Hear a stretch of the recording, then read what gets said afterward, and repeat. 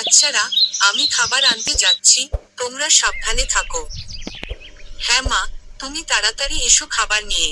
একই বনে থাকতো এক শয়তান কাক বলে। টুনি আর তার ছানারা কত সুখে আছে। এই সুখ আমি মেনে নেব না। আমি ওদের সর্বনাশ করব। কাকের ষড়যন্ত্র।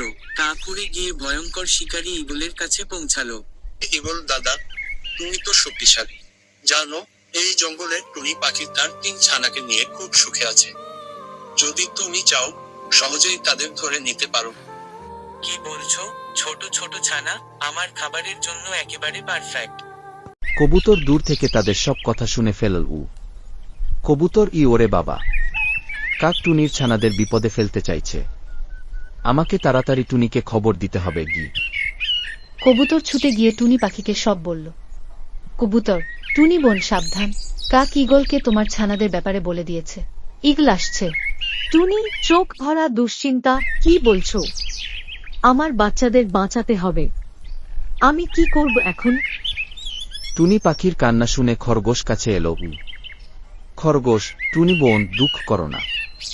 আমরা সবাই মিলে তোমার ছানাদের রক্ষা করব।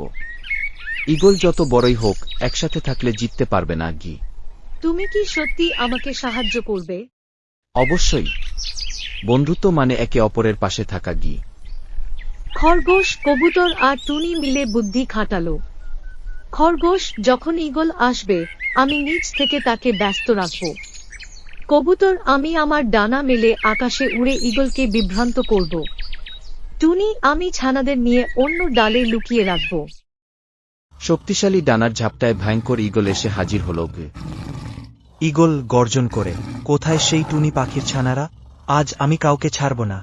কাক হাসি দিয়ে, ওই যে গাছের উপরের বাসায় আছে, গিয়ে ধরো দাদা।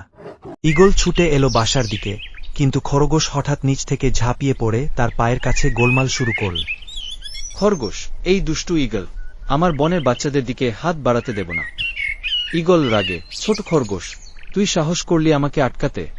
ঈগল বিরক্ত হয়ে, ধুর, এরা সবাই মিলে আমাকে বিভ্রান্ত করছে। এদিকে টুনি পাখি তার ছানাদের নিয়ে গাছের অন্য ডালে লুকিয়ে রাখল।